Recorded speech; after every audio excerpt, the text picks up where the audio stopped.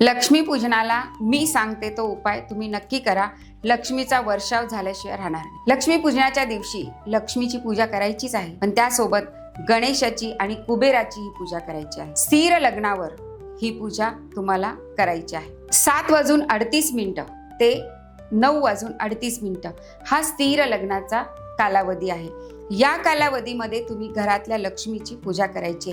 या दिवशी घरात असलेलं धन, घरात असलेलं सुवर्ण, पैसे काही ठेवलेले असतात, मुद्रा, या सगळ्या एकत्र करून त्याची पूजा करायची असते. आपल्या दागिन्यांची पूजा करायची, कुबेराची पूजा करायची आणि सर्वप्रथम गणेशाची पूजा करायची. कारण या दिवशी गणेशाची लक्ष्मी बरोबर केलेली खास पूजा ठरली जाते. या दिवशी लक्ष्मी पूजनाबरोबर लक्ष्मी मातेचा मंत्र ओम महालक्ष्मी माते नमः हा किमान 21 वेळा आणि जास्तीत जास्त 108 वेळा जप करायचा आहे. कुबेराचा मंत्र आहे ओम वैश्रवणाय नमः किंवा अगदी सोपा ओम कुबेराय नमः हा सुद्धा मंत्र 21 वेळा किंवा 108 वेळा.